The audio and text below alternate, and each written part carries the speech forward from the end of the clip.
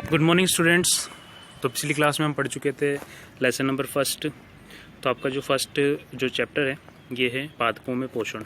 तो पादपों में पोषण के बारे में हम पढ़ रहे थे और अपना जो नेक्स्ट टॉपिक था मृतजीवी था। तो मृतजीवी से अपन को स्टार्ट करना था।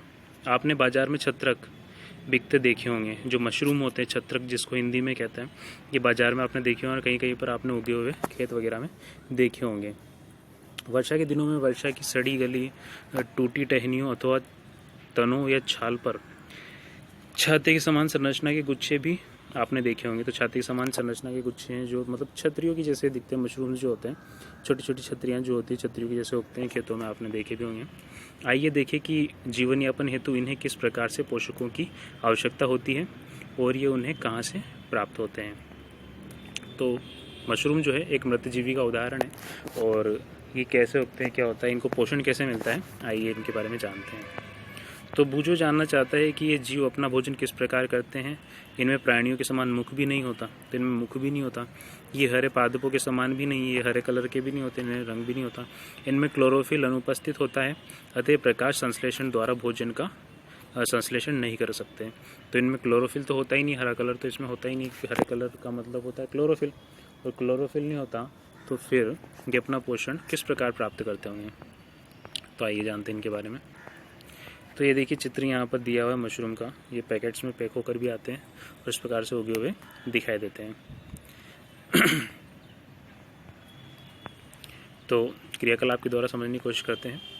ब्रेड डबल रोटी या एक टुकड़ा लेकर इसे जल में भिगो दें। इसे किसी नम एवं उष्ण स्थान पर 2 से 3 दिन के लिए रख दीजिए।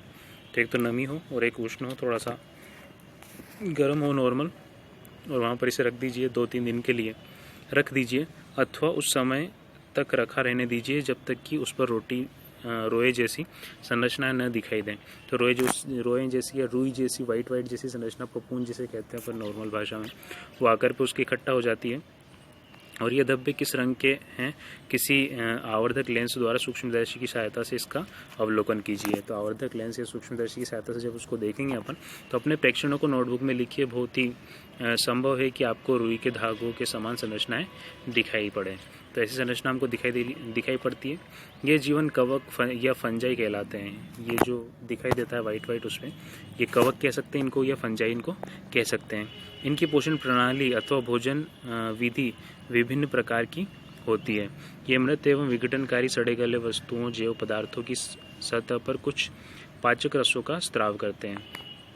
तो जिस सतह पर ये रहते हैं, जिन खाद्य पदार्थों पर ये बनते हैं, उन पर क्या करते हैं, कुछ पाचक रसों का ये स्त्राव करते हैं, कुछ रसों का स्त्राव करते हैं, तथा उसे साधारण व विलेय के रूप में परिवर्तित कर देते हैं। और वो जो भोज्य पदार्थ है, खाद्य पदार्थ जिस पर ये हैं, उसे विलेय के रूप में परिवर्तित कर देते हैं। तत्पश्चात वे इस विलयन का भोजन के रूप में ग्रहण करते हैं। फिर वो ये करते हैं, उसे भोजन के रूप में ग्रहण करते हैं। इस प्रकार की पोषण प्रणाली को, जिसमें जीव किसी मृत एवं विघटित जैविक पदार्थ से पोषण प्राप्त करते हैं, पोषक तत्व प्राप्त करते हैं, मृतजीवी पोषण कहलाता है। तो मृतजीवी पोषण की परिभाषा हो जाती है, इस प्रकार किसी पोषण प्रणाली को, जिसमें ऐसी पोषण प्रणाली जिसमें जीव किसी मृत एवं विघटित जैविक पदार्थ से पोषक तत्व प्राप्त करते हैं, मृतजीवी पोषण कहलाता है। तो इसको अंडरलाइन कर लीजिए, जिसमें जीव किसी मृत एवं विघटित जैविक पदार्थ से पोषण प्राप्त करते हैं, उसे मृतजीवी पोषण कहते हैं। मृतजीवी पोषण प्रणाली का उपयोग करने वाले जीव मृतजीवी कहलाते हैं। तो इस प्रकार की पोषण प्रणाली को जो यूज़ करते हैं वो क्या कहलाते हैं, मृतजीवी कहलाते हैं। कवक, इसको फंजाई भी कहते हैं इंग्लिश में, अचार, चमड़े, कपड़े एवं अन्य पदार्थ पर उगते हैं। तो अचार, चमड़े, कपड़े और अन्य पदार्थ पर क्या उगते हैं, क्या दिखते हैं, फंजाई या कवक दिखाई देते हैं जब वो सड़ जाते हैं, खराब हो जाते हैं। ये उन स्थानों में भी उगते हैं जो नम एवं उष्ण हो। तो ऐसे स्थान जो नम हो और उष्ण हो, वहाँ पर भी ये उगते हैं। कवकों की वृद्धि के लिए वर्षा ऋतु सबसे अच्छी परिस्थितियाँ प्रदान करती है। तो वर्षा ऋतु जो होती है उसमें सबसे अच्छी परिस्थिति होती है जब ये अच्छे से ग्रो कर पाते हैं, उग पाते हैं। इसी कारण वर्षा ऋतु के दौरान अनेक वस्तुएं कवकों की वृद्धि के कारण नष्ट अथवा अनुपयोगी हो जाती हैं। अपने अभिभावकों से कवक द्वारा होने वाले नुकसान पर चर्चा कीजिए। तो इसी प्रकार क्या होती है, कवक द्वारा ये चीज़ें जो होती है नष्ट हो जाती है, अनुपयोगी हो जाती है, फिर अपन उसको भोजन को खाने के रूप में उपयोग में नहीं ले सकते। अभिभावकों से कवक द्वारा होने वाले नुकसान पर चर्चा करें तो वो आपको बताएंगे, अपने माता पिता से इसके बारे में पूछेंगे। तो पहली को याद है उसके सुंदर जूते जिन्हें वह विशेष अवसरों पर ही पहनती थी, वर्षा ऋतु में कवक के कारण खराब हो गए।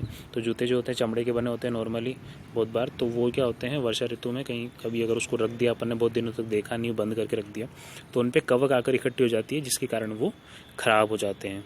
वह जानना चाहती है कि वर्षा ऋतु में कवक अचानक कैसे प्रकट हो जाते हैं। सामान्यतः कवकों के बीजाणु वायु में उपस्थित होते हैं। जब वे किसी ऐसे पदार्थ अथवा उत्पाद पर बैठते हैं जो नम एवं उष्ण हो, तो वे अंकुरित होकर नए कवक को जन्म देते हैं। क्या अब आप बता सकते हैं कि हम अपनी वस्तुओं को कवक द्वारा खराब होने से किस प्रकार बचा सकते हैं? तो क्या आप बता सकते हैं कि अगर अपन को बचाना है कि किसी चीज़ को कवक से खराब होने से कैसे बचाएं? तो आइए जानते हैं कैसे बचाना है। बूझो को याद है कि उसके दादा जी ने बताया था कि एक बार उसकी गेहूं की फसल कवक द्वारा नष्ट हो गई थी। वह जानना चाहता है कि क्या कवक रोग कारक होते हैं? तो उसके दादाजी ने एक बार बताया था कि फसल नष्ट हो गई थी कवक के द्वारा। तो कवक कितने खतरनाक होते हैं कि पूरी की पूरी फसल को भी ये नष्ट कर देते हैं। तो ये क्या रोग कारक होते हैं? आइए जानते हैं।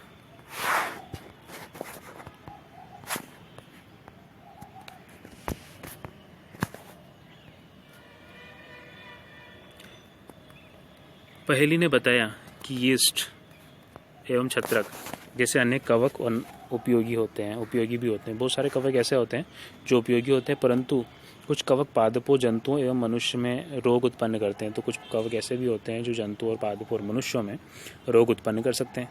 कुछ कवकों का उपयोग औषधि के रूप में किया जाता है, ठीक है, और कुछ कवक ऐसे भी होते हैं जो औषधि के रूप में भी उपयोग में लिए जाते हैं। तो सभी प्रकार के जो कवक होते हैं वो खराब नहीं होते, कुछ उपयोगी भी होते हैं, और कुछ ऐसे होते हैं जो रोग उत्पन्न कर देते हैं, और कुछ ऐसे होते हैं जो औषधि के रूप में भी उपयोग में लिए जाते हैं। कुछ जीव एक दूसरे के साथ रहते हैं तथा अपना आवास एवं पोषक तत्व एक दूसरे के साथ बांटते हैं। तो कुछ ऐसे जीव होते हैं जो कि एक साथ ही रहते हैं और अपना पोषक तत्व जो होते हैं, अपना भोजन जो होते हैं, एक दूसरे के साथ बांटते भी हैं। इसे सहजीवी संबंध कहते हैं। तो सहजीवी संबंध किसे कहते हैं, अंडरलाइन कर सकते हो आप इस पर। कुछ जीव ऐसे होते हैं जो अपना भोजन, अपना आवास एवं पोषक तत्व एक दूसरे के साथ बांटते हैं, तो इसे सहजीवी संबंध कहते हैं। उदाहरण, कुछ कवक वृक्षों की जड़ों में रहते हैं। वृक्ष कवक को पोषण प्रदान करते हैं, बदले में उन्हें जल एवं पोषकों के अवशोषण में सहायता मिलती है। वृक्ष के लिए इस संबंध का विशेष महत्व है। तो कुछ वृक्ष ऐसे होते हैं जिनके अंदर कवक रहते हैं, और कवक क्या करते हैं, अपना पोषण उनसे प्राप्त कर लेते हैं, ठीक है, और वृक्षों को भी इससे सहायता मिलती है। लाइकेन क्या होता है, लाइकेन किसे कहते हैं, इंपॉर्टेंट है। लाइकेन किसे कहते हैं, इस पर अंडरलाइन कर लेना। लाइकेन कहे जाने वाले कुछ जीवों में दो भागीदार होते हैं। तो लाइकेन जो कहते हैं, कुछ जीव होते हैं जिनको लाइकेन के नाम से जाना जाता है। इन जीवों में दो भागीदार होते हैं, मतलब दो पार्टनर्स होते हैं। इनमें से एक शैवाल होता है तथा दूसरा कवक होता है। अब इसमें क्या होता है, लाइकेन में एक तो शैवाल होता है, दूसरा भागीदार, दूसरा जो पार्टनर होता है वो क्या होता है, कवक होता है। शैवाल में क्लोरोफिल उपस्थित होता है। तो शैवाल जो होते हैं हरे कलर के होते हैं, उनमें क्या होता है, क्लोरोफिल होता है, अतः तो प्रकाश संश्लेषण करते हैं, जबकि कवक में क्लोरोफिल नहीं होता। कवक शैवाल को रहने का स्थान, आवास, जल एवं पोषक तत्व उपलब्ध कराता है तथा बदले में शैवाल प्रकाश संश्लेषण द्वारा संश्लेषित खाद्य कवक को देता है, ठीक है। तो ये क्या करते हैं, कवक जो होते हैं जल और आवास उपस्थित कराते हैं कवक जो होते हैं, और शैवाल जो होते हैं इनको क्या उपस्थित कराते हैं, पोषक तत्व और उपलब्ध कराते हैं, तथा शैवाल प्रकाश संश्लेषण द्वारा संश्लेषित खाद्य भी कवक को देता है। और प्रकाश संश्लेषण द्वारा जो कवक होते हैं, जो प्रकाश संश्लेषण द्वारा जो ये अपने शैवाल होते हैं प्रकाश संश्लेषण करते हैं, और प्रकाश संश्लेषण करने के बाद ये करते हैं, जो भोजन बनाते हैं उस भोजन को कवक को देते हैं ताकि वो अपना पोषण प्राप्त कर सके। मृदा में पोषकों की पुनः पूर्ति किस प्रकार होती है? तो मृदा जो होती है उसमें पोषक तत्वों की पुनः पूर्ति किस प्रकार से होती है? क्या आपने किसानों को अपने खेतों में अथवा माली को बगीचे में लॉन एवं गमलों में खाद अथवा उर्वरक डालते देखा होगा? तो आपने देखा होगा जो माली लोग होते हैं या जो किसान लोग होते हैं अपने खेतों में क्या डालते हैं, उर्वरक डालते हैं। क्या आप जानते हैं कि वे इन्हें मृदा में कैसे मिलाते हैं। तो मृदा में किस प्रकार से मिलाया जाता है, उनके द्वारा कैसे वो इसको मिट्टी में डालते हैं, आइए इसके बारे में जानते हैं। आप पढ़ चुके हैं कि पादप मृदा में खनिज पोषक तत्व अवशोषित करते हैं। तो मृदा से क्या करते हैं पादप, खनिज पोषक तत्व अवशोषित करते हैं अपनी जड़ों के द्वारा। ये पहले अपन पढ़ चुके हैं इस लेसन में। अतः मृदा में इनकी मात्रा लगातार कम होती है। तो अगर ये पौधे जो हैं जो पोषक तत्व मृदा में से लगातार खींचते रहेंगे, प्राप्त करते रहेंगे, तो क्या होगा, मृदा में इसकी कमी हो जाएगी। उर्वरक एवं खाद में नाइट्रोजन, पोटेशियम, फॉस्फोरस जैसे पोषक होते हैं। पादपों द्वारा लगातार उपयोग किए जाने के कारण मृदा में उनकी मात्रा धीरे धीरे कम हो जाती है। तो मृदा से जब ये फास्फोरस, पोटेशियम वगैरह जब ग्रहण किए जाते हैं तो इनके लगातार उपयोग के कारण मिट्टी में इनकी जो मात्रा है वो कम हो जाती है। मृदा को इन पोषक तत्वों में से वृद्धि करने के लिए भूमि में उर्वरक तथा खाद मिलाने की आवश्यकता होती है। तो उर्वरक और खाद मिलाने की आवश्यकता क्यों होती है? क्योंकि जब ये जो पौधे होते हैं पोषक तत्व मिट्टी में से खींच लेते हैं। अब इन पोषक तत्वों की कमी हो जाती है कहाँ पर? मिट्टी में। और मिट्टी में अपन को क्या करना होता है? पोषक तत्व वापस से पहुँचाने होते हैं। तो उसके लिए क्या किया जाता है? खाद और उर्वरक उसमें मिला दिए जाते हैं, जिससे क्या होता है, मिट्टी में उन कमी हुए पोषक तत्वों की वापस से पूर्ति हो जाती है। यदि हमें पादप के पोषण की आवश्यकता के बारे में ज्ञान हो तो हम न केवल पादपों को उगा सकते हैं बल्कि उन्हें स्वस्थ भी रख सकते हैं। तो पादपों के पोषण के बारे में अगर अपन जानकारी हो तो उनको अपन स्वस्थ रख सकते हैं, उनको अच्छे से उगा सकते हैं। पादपों को प्रोटीन बनाने के लिए सामान्यतः नाइट्रोजन की अधिक आवश्यकता होती है। फसल कटाई के बाद मृदा में नाइट्रोजन की कमी हो जाती है। यद्यपि वायु नाइट्रोजन गैस प्रचुर मात्रा में उपलब्ध होती है, परंतु पादप इसका उपयोग इस प्रकार करने में असमर्थ होते हैं। जैसे कार्बन डाइऑक्साइड का उपयोग करते हैं, पौधे नाइट्रोजन को विलेय रूप में ही अवशोषित कर सकते हैं। कुछ जीवाणु जो राइजोबियम कहलाते हैं वायुमंडलीय नाइट्रोजन को विलेय पदार्थ में परिवर्तित कर देते हैं, परंतु राइजोबियम अपना भोजन स्वयं नहीं बना सकते। तो ठीक है, ये चना, मटर, मूंग, सेम तथा अन्य फलीदार पादपों की जड़ों में रहते हैं तथा इन्हें नाइट्रोजन की आपूर्ति करते हैं। अधिकतर दालें फलीदार पादपों में प्राप्त होती है। इनके बदले पादप राइजोबियम जीवाणु को आवास एवं खाद्य प्रदान करते हैं, अतः उनमें सहजीवी संबंध होता है। इस संबंध का किसानों के लिए विशेष महत्व है। दालों की फसलों के लिए उन्हें मृदा और नाइट्रोजनी उर्वरक देने की आवश्यकता नहीं पड़ती। यही नहीं, दाल की फसल उगाने के बाद अगली फसल के लिए भी सामान्यतः उर्वरकों की आवश्यकता नहीं होती है। जो फलीदार पौधे होते हैं, देखिए मैं बताऊँ, जो पादपों में जो प्रोटीन का निर्माण होता है, वो प्रोटीन के निर्माण के लिए सबसे ज़्यादा ज़रूरी क्या होता है? नाइट्रोजन ज़रूरी होता है। अब नाइट्रोजन वायुमंडल में बहुत सबसे ज़्यादा मात्रा में नाइट्रोजन गैस ही है वायुमंडल में। लेकिन क्या होता है, जो पादप होते हैं डायरेक्टली सीधे रूप से नाइट्रोजन को उपयोग में नहीं ले पाते। तो नाइट्रोजन को उपयोग में कैसे लेंगे? इन पादपों की जड़ों में, विशेषकर फलीदार पादप जो होते हैं उनकी जड़ों में एक प्रकार का जीवाणु पाया जाता है, एक प्रकार का कवक पाया जाता है, उसका नाम है राइजोबियम। वो राइजोबियम क्या करता है, ऐसे पदार्थ, उस नाइट्रोजन को, वायुमंडलीय नाइट्रोजन को ऐसी नाइट्रोजन पदार्थों में बदल देता है जिसका उपयोग अपने पौधे कर पाते हैं। तो ऐसा होने पर क्या होता है, इस प्रकार से जो पौधे होते हैं उनको नाइट्रोजन मिल जाता है और राइजोबियम जो होता है खुद अपना भोजन बना नहीं पाता, तो अपना पोषण बना नहीं पाता, तो क्या करता है, उन पौधों से अपना पोषण ले लेता है, तो दोनों का काम चल जाता है। तो इस प्रकार से होता है। ठीक है, तो एक बार और समझाता हूँ मैं। जो राइजोबियम होता है वो क्या करता है, वायुमंडलीय नाइट्रोजन को बदल देता है पौधों के लिए उपयोगी रूप में, ऐसे पदार्थों में जिसका पौधे उपयोग कर सकें। और पौधे क्या करते हैं, उसे पोषण प्रदान करते हैं राइजोबियम को, क्योंकि राइजोबियम अपना भोजन स्वयं नहीं बना पाता। इस अध्याय में आपने पढ़ा कि अधिकतर पादप स्वपोषी होते हैं। तो अधिकतर पादप जो होते हैं स्वपोषी होते हैं, अपना भोजन स्वयं बनाते हैं।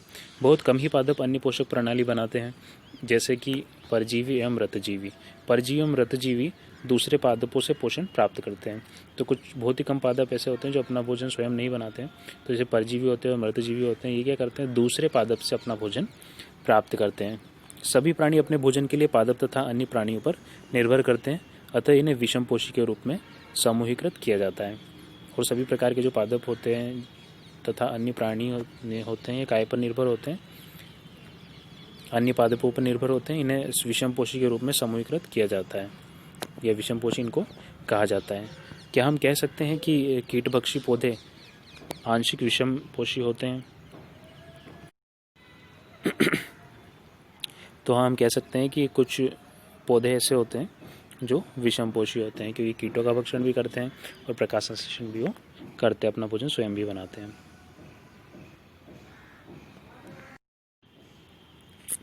तो यहीं पर अपना जो लेसन है वो समाप्त होता है और आगे अपन नेक्स्ट क्लास में नेक्स्ट जो लेसन है वो स्टार्ट करेंगे। तो इसके जो क्वेश्चन आंसर्स हैं वो सारे क्वेश्चन आंसर जो दिए हुए हैं वो मैं ग्रुप में डाल दूँगा और वहाँ से आप अपने क्वेश्चन आंसर कर सकते हो। अपना होमवर्क कंप्लीट रखें और अपने लेसन को कॉपी बना लें अच्छे से।